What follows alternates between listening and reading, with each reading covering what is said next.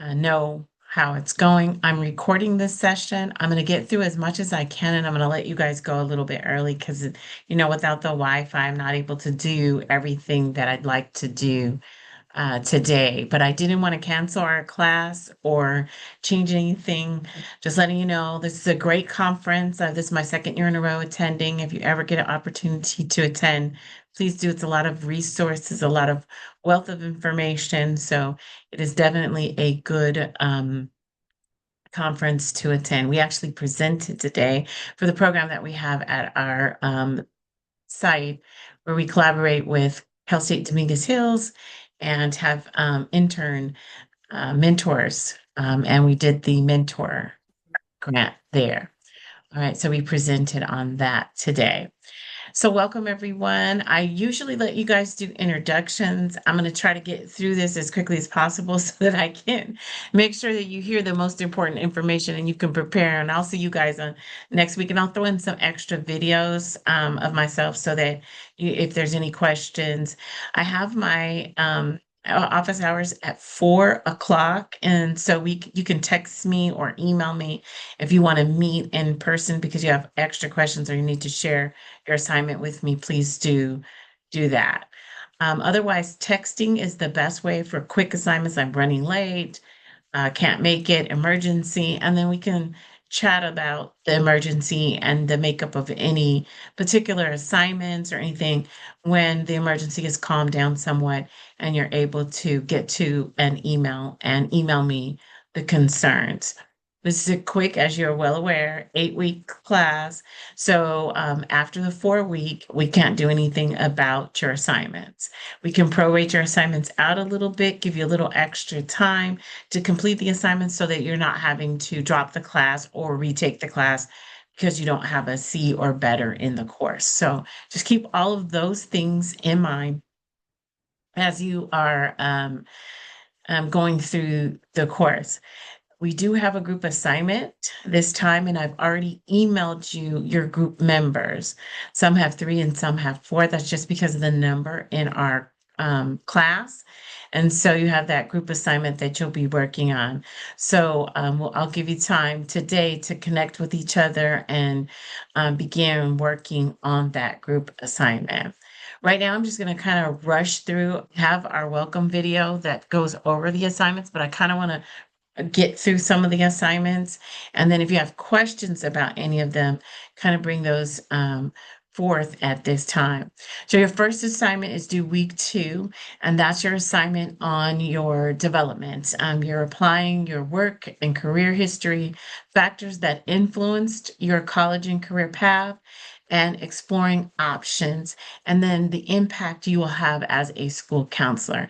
Please use all of those things as your subheadings and use your APA format. You're going to answer the questions that are highlighted down there. So in that way, you're ensuring that you are completing the assignment fully and you've met all the requirements for the rubric. Okay. Any questions on that one? Make sure that you cite as well. This is APA format. So each one of them, even though this is a narrative, it's your own personal experiences, your own personal thoughts.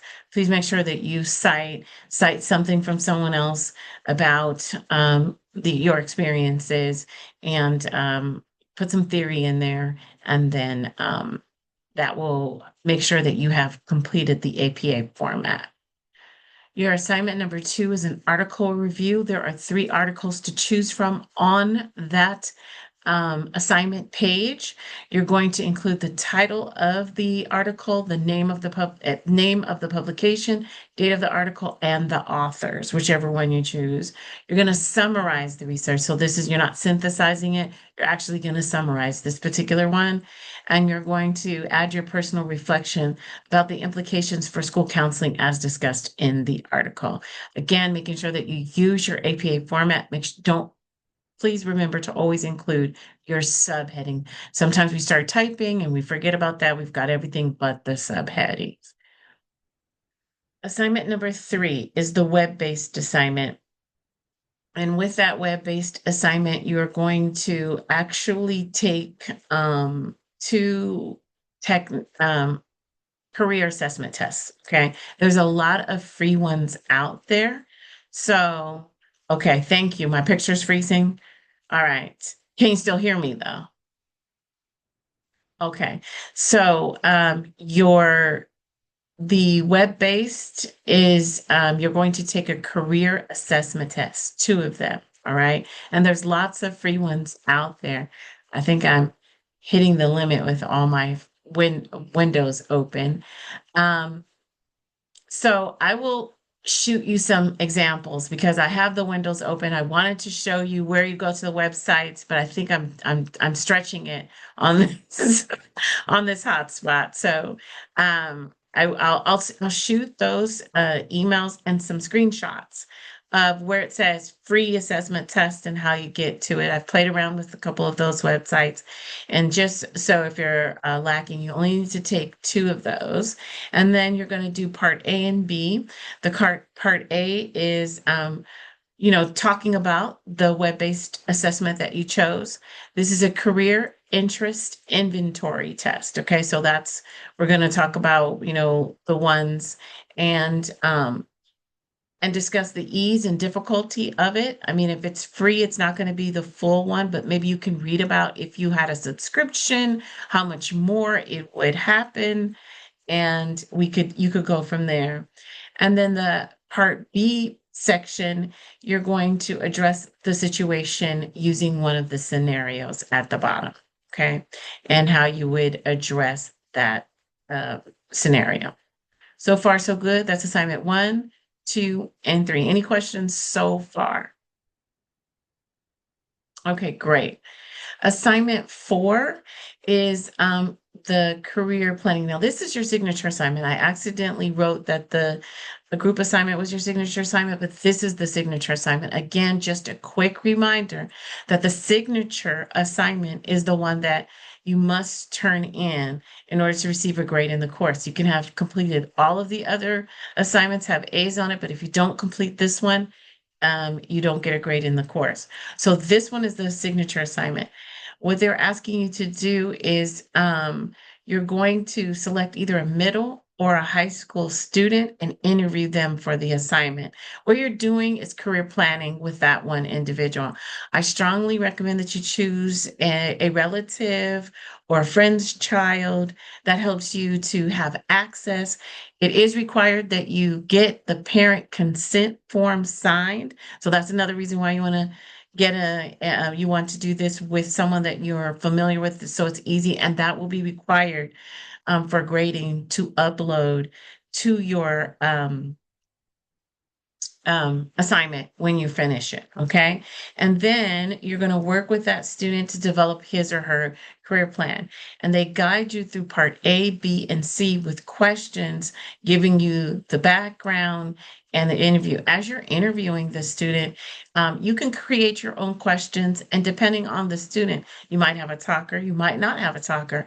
If the person is relatively shy, that's okay. Try to keep them going. That's good practice because many times a student you'll come across that shy student. So how did you get them to talk? How did you get them to answer some of the questions or get them in their comfort zone so they, moved on from the one word answers to more detailed and elaborate answers. And maybe you don't get that in that first interview. So maybe you would say, it was really hard to move forward with that. So I would try to get to know the student a little bit more, build rapport with them, and try to continue to make them feel comfortable so that we could move forward with their career development. Okay, so there's all kinds of ways to be able to meet the assignment, even if you're getting just kind of one word answers. All right, so far so good. This one requires that you use the required template for the School of Education. I mean, they all have that at the bottom of them. So just a reminder, make sure you click on that template to ensure that you are using it for each and every assignment. Okay? Any questions about number 2? Don't forget to have the parent signature, parent consent signed and uploaded with your assignment. That's really important. Okay? All right, the 5th assignment is developing a career guidance curriculum. So you are going to be in a group of 2 to 3. You guys are 3 and 4, actually. No, 3 and 2. And so you're going to create um, how many assign? Let me see. A week long, 7 sessions. Okay. I'm sorry, five. There's 5 days in a week, and a school week. So lesson plans, 5 lesson plans on um, a guidance on a college and career curriculum. All right. So, how would you expose middle and high school students to a college and career curriculum? So, an example of that is every year I expose my students to my fifth grade students to college and career, and I create my own PowerPoints. And when I create those PowerPoints, I see your question. I'm going to answer that in just a minute. When I create those PowerPoints, I have other projects that they'll complete. At the end, they either complete a college fair where they do a billboard and they're focused on one college, and then they have to um, do a speech about that particular college, and we have it in the library. So people walk around, visit the different colleges, and that individual talks about that specific college. And we call that our college fair. And then if it's a career, my culminating activity is a career day. And I have people come in. So they study different careers first, and then I have people come in. And when those people come in, I usually try to select some of the careers that the students have had interest in, and then they get a chance to see it in real time. And because I'm dealing with fifth graders and fourth graders, I try to get those students who have been recently hired, the 20-year-olds, the 25-year-olds, so they can see that it's possible for them to complete. And I do the certificated programs, 2 year, 4 year, I do everything. So just so they get a chance to see that there's a wide variety of that. So what you're going to be doing is developing those 5 lesson plans, right? And answering all of this information. Now, it says in there that you can use the um, lesson plans that are already there also. That is, it says that on there. So you can use them. If you're going to use them, you don't need to use the lesson plan template. Let me say that one more time. If you're going to use the ones that are already there, you do not need to use the lesson plan template because you're not creating anything from scratch. If you take something and modify something else, you should use the lesson plan. Okay. Because if you're going to do a portion of that, like you have a book, it has a great lesson plan, 5 days that you will put together, and you modify it to make it for the needs of your particular students or your demographics or their levels, then you would put it on the lesson plan, right? So you may or may not have the lesson plan template and you would attach your lesson plans. If you're using the ones that are already there, you could just add the link. Okay. So it's a day one, I'm going to use this lesson plan. And when I click on that link, I should be going back to the one that is already there under the California Career Resource Network. Any questions about that? Okay. So, and then you see the sample lesson plan. That's if you're creating things, and your templates are all there on the page. Then your paper is going to be all of the things that are listed there. If you scroll down, it tells you if you're using it, just identify them as day one, day two, because when I click on that link, it tells me what to do. If you're creating a lesson plan, then I need to be able to implement that lesson plan. I need to be able to read it, and all the materials need to be there. Okay. Every material that I would need. If I need your PowerPoint, it needs to be there. If I need a video, it needs to be there. The link needs to be there. Not say, oh, find this video, and then there's no link there. Okay. Um, and then in week 7, you'll present, and you're presenting your lesson plan, right? So you guys will each talk about it. You don't need a PowerPoint as you're presenting. Your lesson plan is your presentation. So you'll share your document with us, go through them, talk about your experiences, talk about your demographics, and you guys can break that up. And that's what we'll do week 7. Okay. All right. So those are all of our assignments. Let me take a look at questions that you typed in. Um, Remember that you have to have the parent consent form for anyone under the age of 18. Okay, so you should, and the assignment states that you need to choose someone in high school. Now you might choose that person who's over 18, that could happen, and then you wouldn't need the consent form. But anyone under the age of 18, that consent form is required. All right. Any other questions about our assignments? Excellent. Okay, so let me see if I close out some things. Can I get better reception?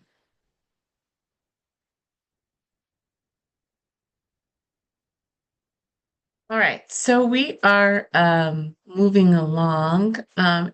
Just by show of hands, how many people are already in the educational setting? Okay, perfect. All right. And how many people are in an alternative work environment other than the educational setting? Okay. All right. Perfect. Okay.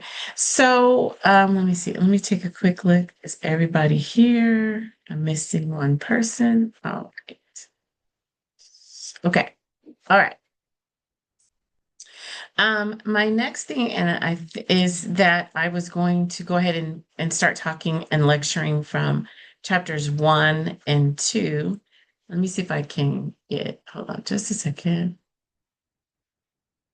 Okay, let's see here.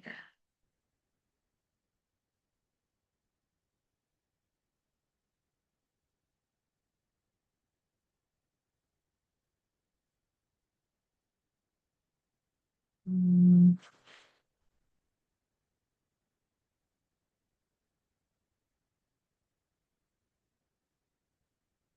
oh,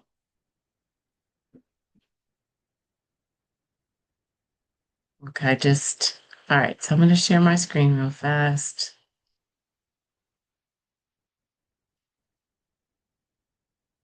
These are just 2 examples of the free tests. So which one are you seeing? Are you seeing the skills matcher right now?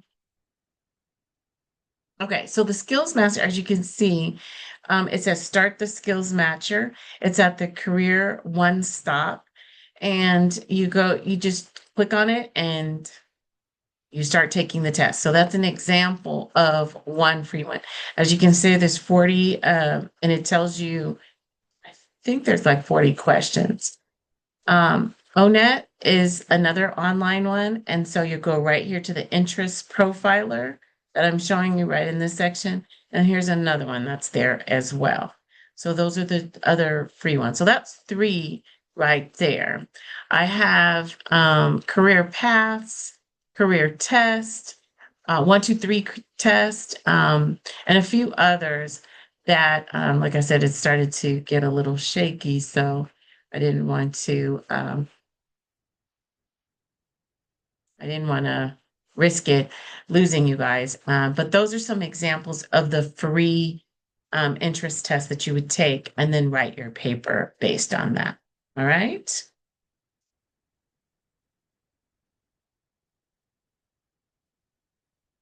Okay, let's see.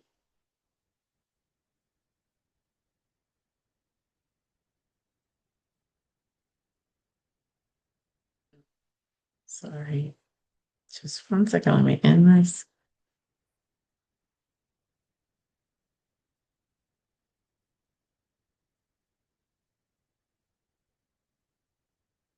Okay, so chapters 1 and 2. So in chapters 1 and 2, there we go. All right, we're going to be talking about basically the whole ecosystem, developmental considerations for student success. So here is, we're going to be talking about all of these areas, defining the career college readiness, current trends in readiness, STEM, the ecosystem approach, the developmental theories. One of your assignments, you have to include the developmental theories. So we'll talk about a little bit about that. Essential readiness skills, roles for our stakeholders, creating a readiness culture, decision making, bridging to college success, associate degrees and certifications, and our takeaways. All right. So our whole thing is that we're trying to make sure that all of our students are college ready. Whether they choose to go to college or not, we want to make sure that they can demonstrate academic motivation, wellness, maintenance, financial literacy, goal alignment, and executive functioning in order to succeed in a post-secondary educational system or any other level. Um, this also includes academic, employability, technical skills, along with executive functioning. I mostly deal with executive functioning down in the elementary school level, and sometimes we don't see those skill sets. And that's why we kind of then move to assessment and try to figure out why is their executive functioning skills not working. We also need to prepare them for stress management, communication, teamwork, adaptability, and their ability to work in a workforce. Okay. So the readiness involves the academic preparation, goals, and skills for problem solving, self-regulation, and our employable skills. We also want to make sure that they are learning how to resume write, interviewing, and professional behavior. So at the high school level, we provide different, we partnership with many of the employment development departments to make sure that we have programs that we use in our district. We partnered with the workforce, South Bay Workforce, and they wrote their own curriculum called Blueprints, which taught the students those skill sets. So here's some current trends in career and college readiness. That the unemployment rates decrease with higher educational attainment, and individuals who graduate with degrees face the lowest unemployment. We're not seeing that as prevalent today because we've got a weird system going on and we've got to work through that. We see more of our college students not being able to find employment. We've got a lot of people going to college, getting degrees, doing well, but then they're not able to find jobs. Some of the statistics showed that only 26% of the students met the ACT college readiness benchmark in all four areas, four subjects for our first generation, our low income, and our minority students. And our median earnings rise with educational levels, underscoring the economic value in post-secondary education for the workforce success. So this is where we are today. So here's some of the initiatives that impact our readiness. We've got the No Child Left Behind that helps us to improve our academic achievement. We've got Every Student Succeeds, which is the one that took over after No Child Left Behind in 2015. We have the Reach Higher initiative that was launched by Michelle Obama, and it supported and pursued post-secondary education by supporting FAFSA completion, scholarship applications, and providing counselors with tools to guide college access. And then we have the National Math and Science Initiative, which promotes equity in STEM so that there's a lot of teacher training going on, and we get early exposure to math and partnerships with HBCUs to combat implicit bias and aiming towards improving a global system for STEM fields. So our STEM field careers workforce does have a need. So we still have that need. So those are all of our other occupations from 2018 to 2028, and then our STEM. So you can see that we still need to push more of our students towards our STEM programming.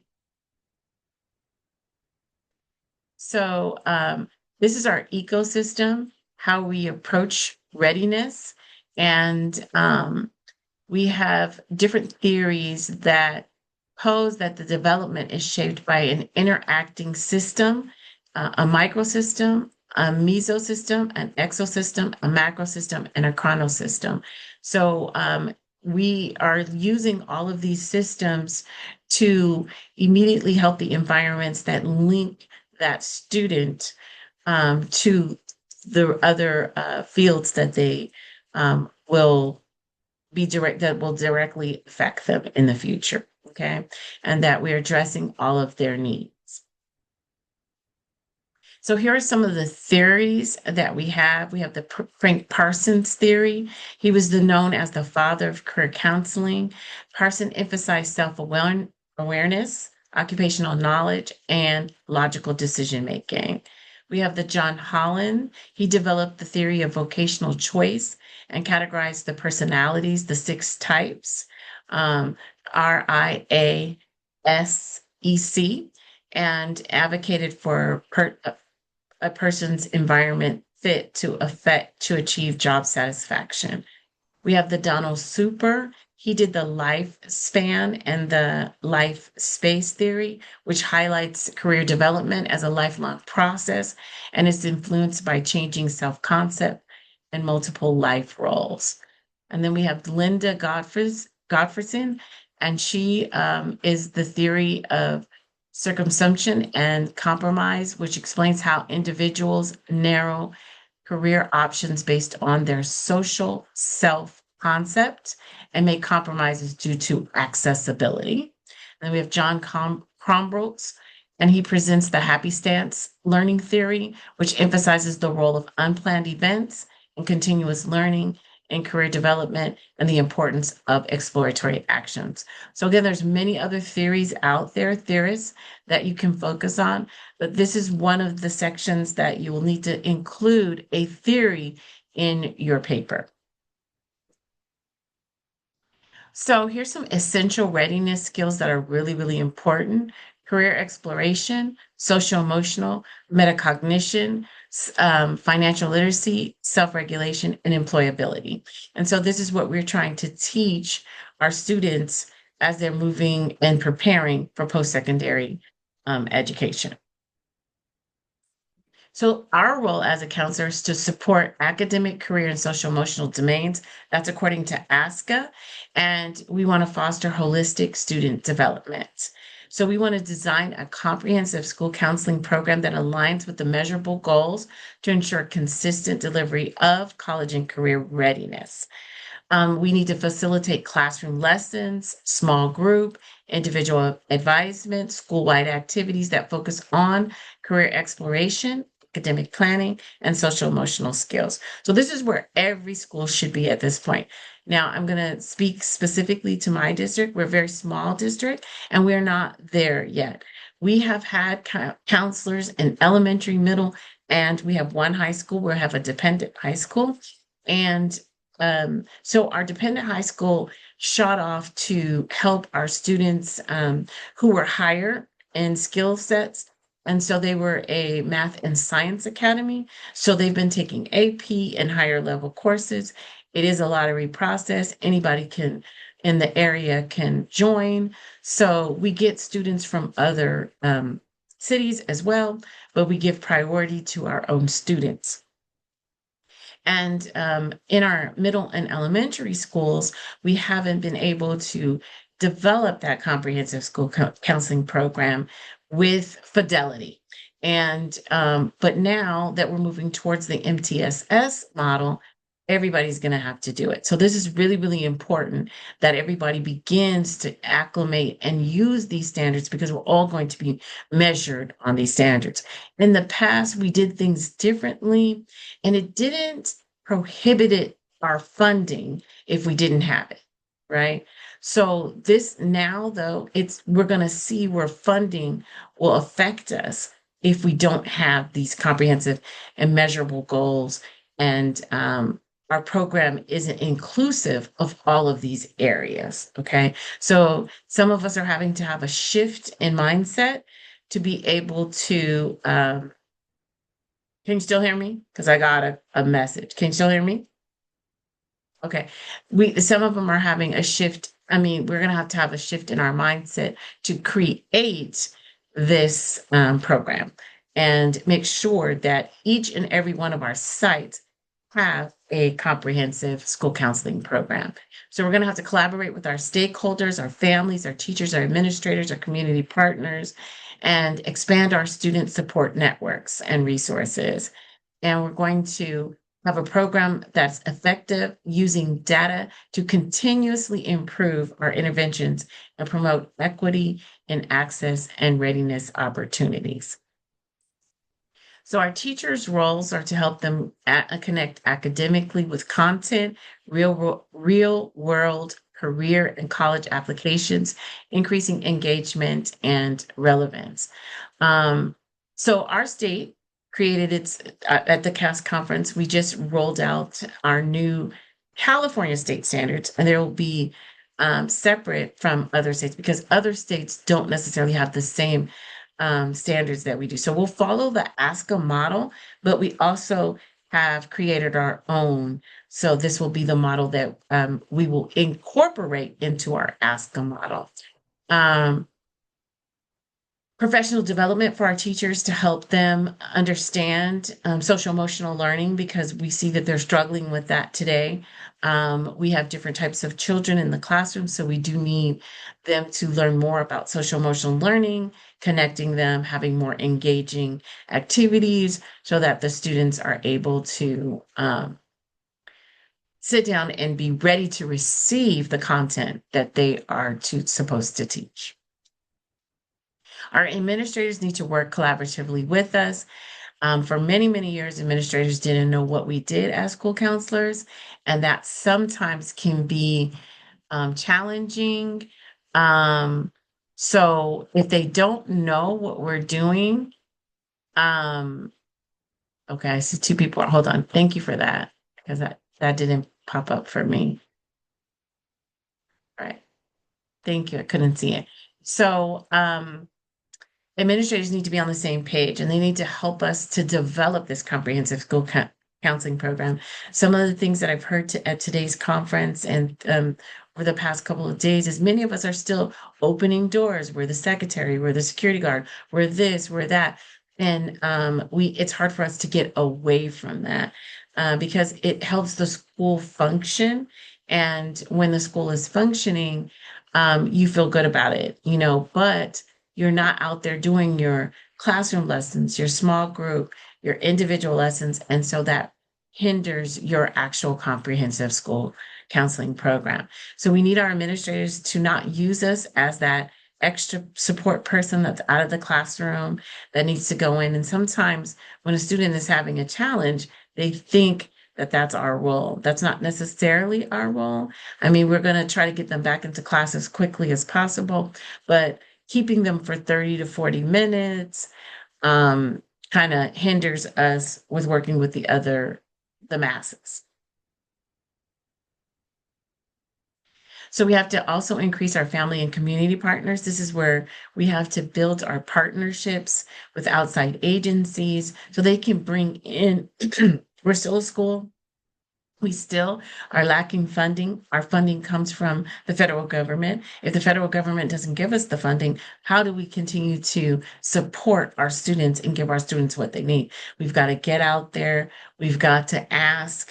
There's plenty of other businesses that are doing well that want to contribute to us and help our students and help them succeed, help them get where they are. Um, um, Financially in a business aspect and what was their story and how did they get there so that they can share that with other people. So those community partners, sometimes you'll get a check for 50,000, 70,000, 80,000 free because they just enjoyed that you asked them that question. How did you get there? And can you share your story? This is what I'm trying to do, but can you share your story with us? And that might spark extra funding for you to help bring in other programs. So we need to make sure we're creating this college and career readiness, establishing the comprehensive readiness culture that expands across all grade levels. So when you are writing that curriculum, you are going to be writing it from the aspect of a high school or middle school perspective. And in a district, you might be I'm at one of the elementaries, someone else is at a middle school, and someone else is at a high school. We're going to develop comprehensive um, college and career um, lesson plan or guidance lesson plans for it might be for a whole month. And we're going to do something different depending on the age level. In the elementary, I do this. In the middle school, we'll do that. And then in the high school, we'll do this. But the overall theme and what we're teaching should be the same from kinder to 12th grade. And so we should have that mirrored. But the lesson plan, actually, what we roll out to each kid would be different based on their age. Okay, so that's what we're creating, that culture that involves everyone from kinder to 12th. And we have themes and months, but we are not going to have the exact same lesson plan, right? Okay, so then we are going to talk about college decision making, the complexities of it. So we just partnered with Dominguez Hills so that Dominguez Hills will accept every college ready student to begin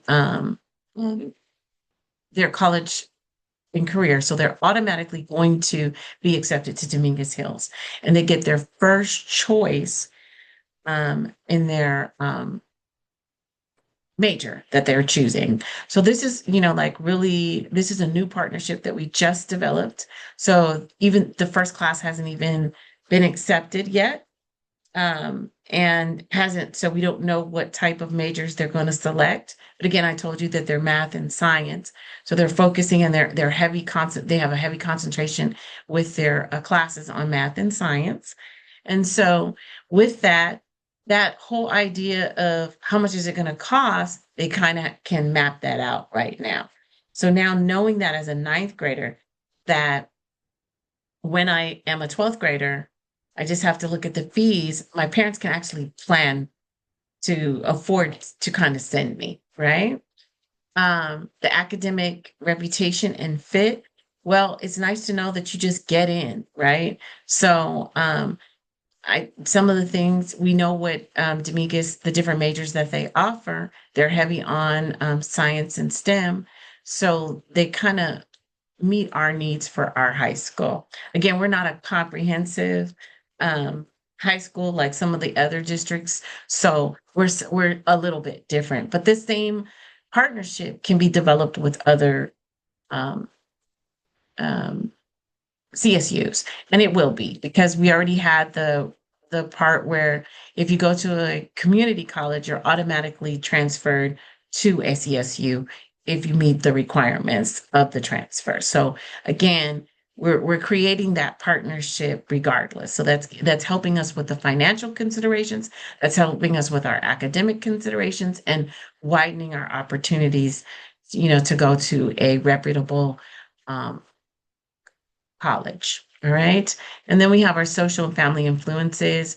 What are our backgrounds? Because you can have the smartest child in the world who can get accepted to 15 different colleges and is afraid to go away. So they may not ever go away or utilize those um, scholarships that they've earned. And so that's something that we have to take a look at. If their parent is too afraid to let them go, they might not go. They might end up working at the family business just because that's a cultural consideration. So we do need to think about some of those things as well. All right. We'll be talking about the college admissions essentials, the admission terminology, the standardized testing, which is, really strange these days, the SAT and the AP courses, and the dual enrollment. And the dashboard, um, the California Educational Dashboard, uh, takes care of all of that and shows us how many of our students are prepared. But we're noticing that we're learning about the dashboard and how the information is from our student um, information system, how it's fed into the dashboard. And so there might be some errors there. So we might not be getting the rates that we should be getting. So that's something to think about. Um, we have our Bridges to College Success. We've got our programs, our Upward Bound, our Gear Up, our Talent Search. These are all of these trio programs that target low income families, first generation, college bound students, and they offer academic support, cultural enrichment, financial literacy, and college application assistance. So these are some programs that you should familiarize yourself with. Um, Career-bound students and credentials. We have our IRCs, our CTEs, our apprenticeships, and our work-based learning opportunities. So our IRCs are the certifications that are earned by passing third-party exams and validate the skills aligned with the workforce that's needed. Our CTE programs are specialized coursework in high-demand fields, allowing students to gain practice and skills that often earn IRCs or college credits while still in high school. So some of the larger districts have the CTE programs. We do not. We, again, like I said, we partnered with another, our South Bay workforce to get our students that support. But the district that's right next to us, that's in the same city, called Centinela Valley, they are just three high schools, so they have the CTE programs for their students. And that's where all of our other students go who don't get into our Hawthorne um, Math and Science Academy. When we're looking at we want to make sure that we're exposing our students to our associate degrees and our certifications because sometimes we have to match their skill sets with maybe they're not ready for college, but they have a talent in something else, building, making things. And that's the connection. Maybe they're struggling with reading or they're struggling with math, but then when they take these programs and these certifications, it all makes sense to them. It just clicks because I'm working with my hands, I'm seeing this. And now I kind of get math a little bit better. Now I kind of get the reading a little bit better. So sometimes this is the route that the student needs to take to see their value. Because a lot of times once they're failing in that language arts and that math, and they're not that writing student or that essay writing student or taking tests, they can excel in these certificated programs. Here's some additional resources for your college exploration. Again, the ONET online, the Career One Stop, those are the two where you'll have access to take the interest inventory test for free and write your assignment on that. They have college comparison tools like College Scorecard, Big Future, the Net Price Calculator that allows all the students and families to be able to compare colleges by cost, graduation rate, programs, financial aid to make sure that they're making the appropriate post secondary decision. So your comprehensive school counseling program should also include support for your college applications. At the larger schools, you're graduating anywhere from 300 to 500 students. So, it's important that everyone has that opportunity to at least submit one college application. And most districts have a caveat for that. They have that in place that it's a requirement. Um, so students need to make sure that they reflect on their um, experiences and their specialized high school programs and exposure to their college and career exploration projects. And so they need to be able to see that they have done a lot in their school time. And so we want to make sure that they have confidence, time management, presentation skills, and these are all the skill sets that we want them to have to be successful there at school. I'm going to stop there for this evening, and I still have one more chapter to do, but I'll do that on video for you. I want to check in with you. Anybody else have any additional questions or concerns about the course? What I'd like you to do now is take a minute, open up your emails, and take a look at your partners for your group, and go ahead and send a message or an email as to the next time that you guys will meet up. I will give you class time as well in small group. I would do it, today, but with the lack of it'll just keep cutting off when I put you over into a group.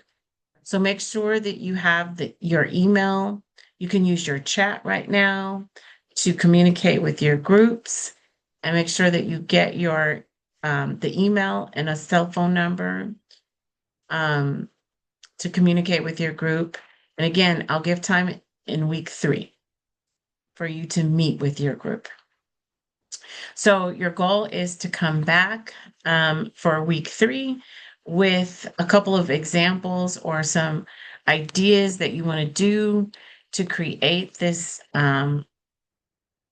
curriculum that you're required to make, and then have some key points so that you can have that discussion and begin collaborating on that project.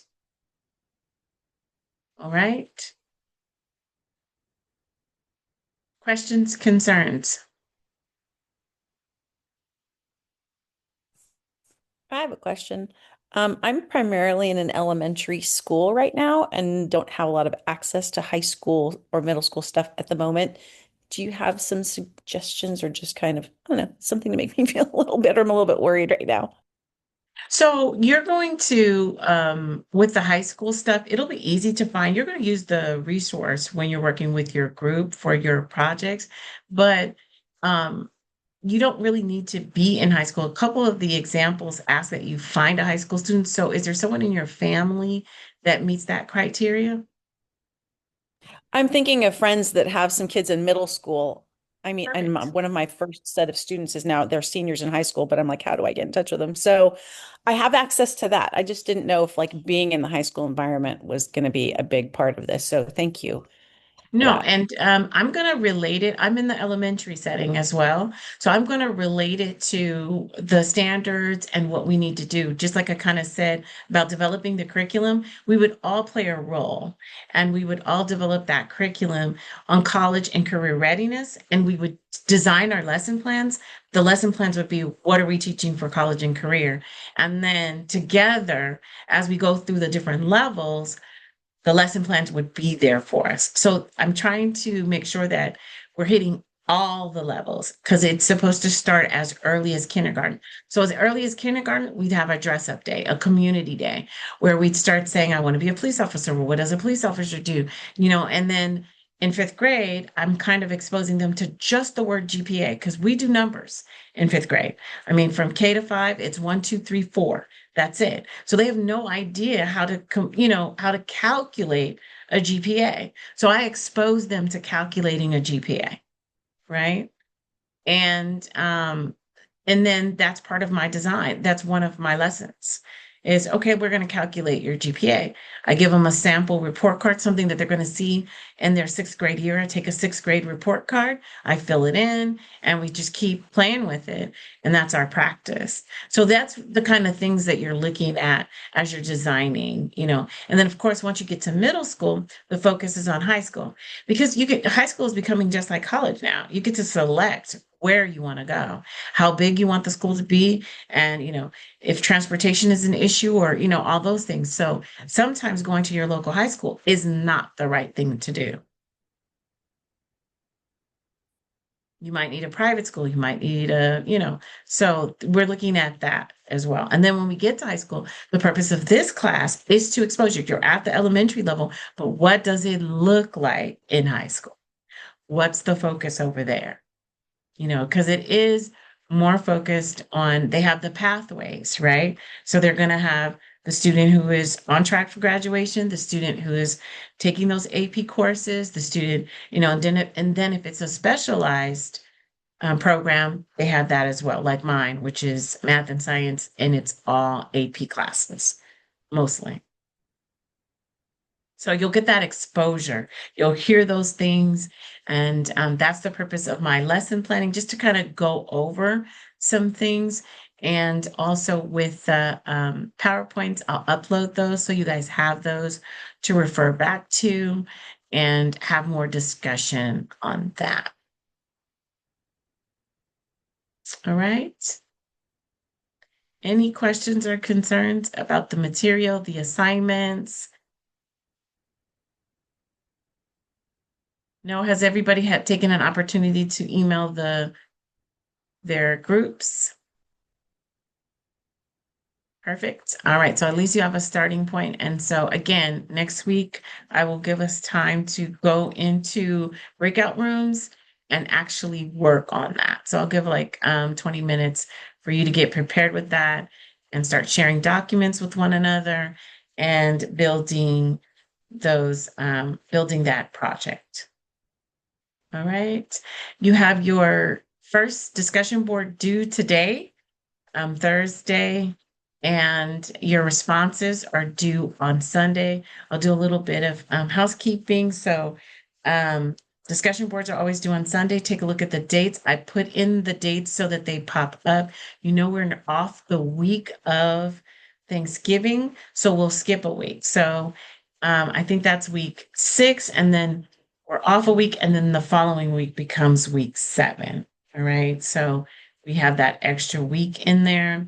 Our final week ends, your assignment is due on Wednesday, and it's right before the Christmas holidays. So that's your group assignment that you're uploading. So trying to finish that together by Wednesday is probably the best bet. I think that's um, the best way to do it. And then that way only one person will need to upload the final assignment, and I will grade the final assignment. All right, and everybody will receive that grade. If there's any questions or concerns, or you haven't heard from someone, please reach out sooner than later if they're not participating, or you've met 3 times and that person hasn't been able to come.